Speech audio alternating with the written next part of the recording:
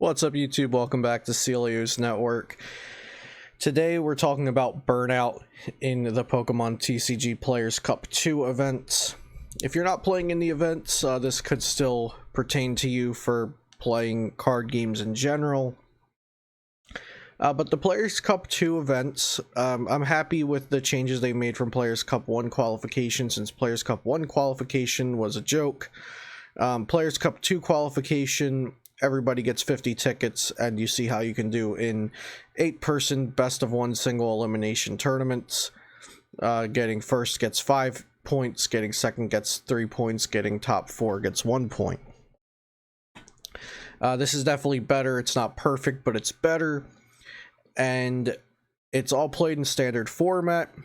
I think that's where a lot of my issues arise, is that standard format of the Pokemon trading card game right now, I think it's the worst that it's been in a very long time. I've been playing in Pokemon TCG tournaments for 13 years now, going on 14 years, and I've been playing the game forever. This is probably the most volatile, skill-less, luck-based, frustrating standard format I've played in. Maybe I'd say it's top 3. Let's also include Mewtwo Wars, and then the 2010 format that had to have a mid-season rotation. Other than those, this might even top those, but let's say it's up there with those two. This is a very bad standard format, and that is because the games are very fast, which means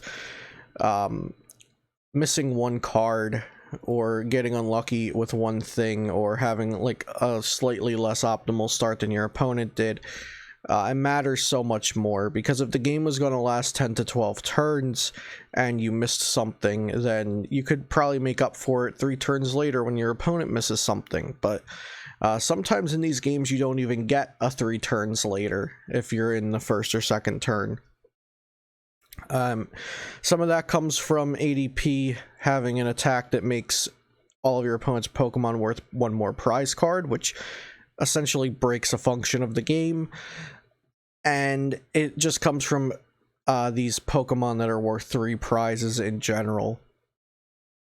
2 prize Pokemon have been around for a very long time, and the Pokemon trading card game has a standard of 6 prize cards. Once you take all 6, you win the game, and having these 3 prize Pokemon that are of course stronger because they're worth 3 prizes, but still able to be one shot or knocked out quite fast, and also the ability for Arceus Dialga-Palkia, a tag team, to turn Pokemon worth 2 prizes into 3 prizes, makes these games go by so quickly.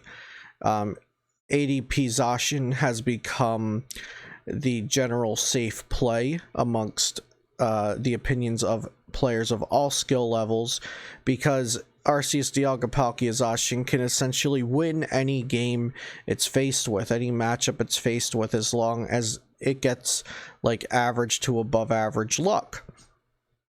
And you can end those games very quickly and just grind through these tournaments faster. So that's on the standard format. Tag teams, three prize Pokemon in general. I think VMAX Pokemon, as I've said before, were the design team's way of fixing the tag team problem, because these big basics to come down, they're fast, they're worth a lot of prizes, these games are ending quickly. I don't think the design team has an issue with the games ending quickly, though. I've always seen it as the game designers and the Japanese community like these faster, explosive games in general, but I think most players, especially competitive players, want to see more thought out games. The one good thing is ties are less likely in a tournament setting, but we also don't have IRL tournaments going on in North America right now, so that's on the standard format. Now on Burnout, because these games are volatile, and quick and luck based, I can definitely see burnout happening and players getting frustrated with the game, or frustrated with the Players Cup 2, or frustrated with standard format, or any of those, because this is supposed to be a game where you try to be better than your opponent, you try to have a better deck than your opponent. And if you're losing in top 8 in the first round, if you're getting eliminated in the first round frequently, you're going to start blaming yourself. Or if you're not winning tournaments, or you're not doing well in tournaments, you're going to be blaming yourself sometimes. And right now, I don't blame myself for a lot of my losses at the moment, because I think it would just be unhealthy to do so. Because I know what the standard format is like, and I know where we're at right now, and I've been kind of just treating my Players Cup 2 events as a roll of the dice. I've been using ADP Zacian for a lot of them, and we see if it goes my way. If it does, I get some points. If it doesn't, I don't get points.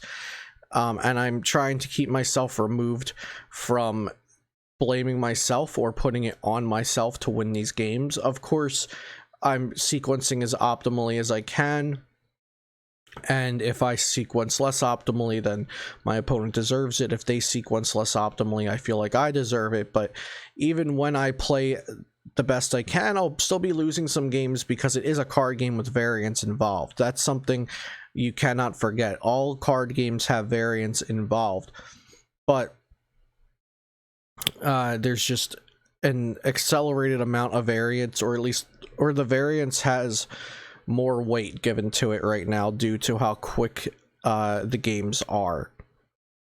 And so I think that's something that is causing burnout right now, is that these games are so quick and volatile. You don't really have a chance to redeem yourself at any point of the game. Even if you do play perfectly, you still could be losing games. And it's also frustrating to you have to play things that you don't have to, but in the Players Cup 2 events, it's kind of flooded with ADP Zacian right now, so you kind of have to pick your battle if you don't want to just automatically lose to ADP Zacian. Play something that doesn't automatically lose to it, but also know that it can realistically beat anything. Another thing is Crushing Hammer is a frustrating card, and Crushing Hammer is not a problem. Crushing Hammer is a good card to have in the game. Yes, it's on a coin flip, but in a world where games are lasting, 8 to 10 turns or more, Crushing Hammer slows you down 1 turn out of, let's say, 10. So let's say that it slows you down 10% of your game. You're back 1 energy attachment, so that's 10% of your turns. But right now, if a game is lasting 5 turns, and that's actually being generous, I think. Sometimes ADPZ can end the game in 4 turns, but let's say your game is ending in 5 turns.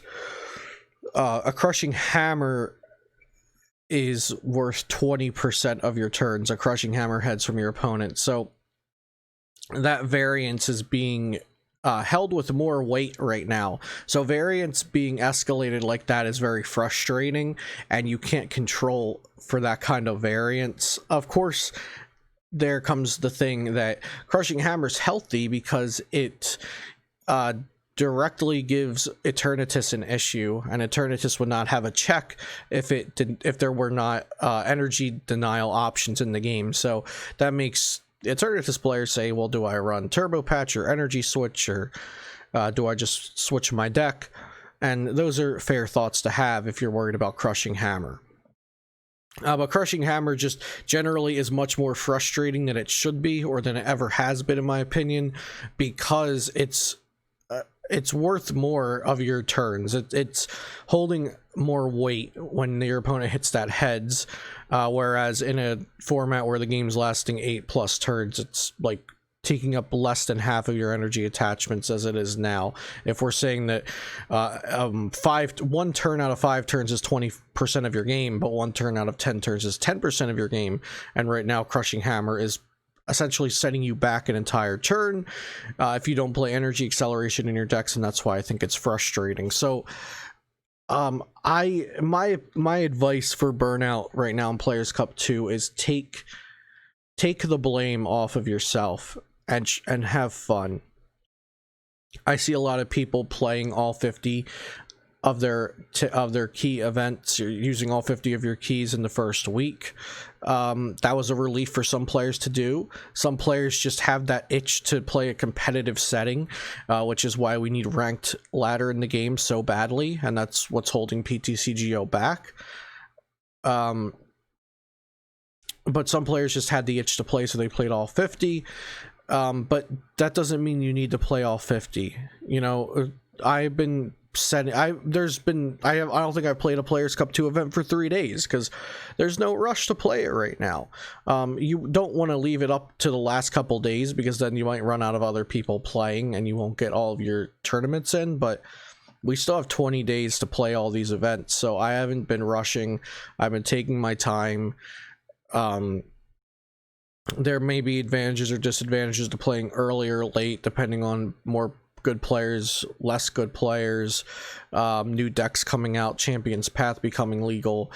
But I've just been taking it slow and doing my best to take the blame off of myself for the variance, because I know I can't control that variance, and I know it's weighted more heavily than it has been in past standard formats, and this is a frustrating standard format. I won't say it's exactly like playing like online gambling at the moment, because there is, you know, deck building and decision and sequencing, but I think it's more like just gambling in poker than it ever has been due to how quick the games are.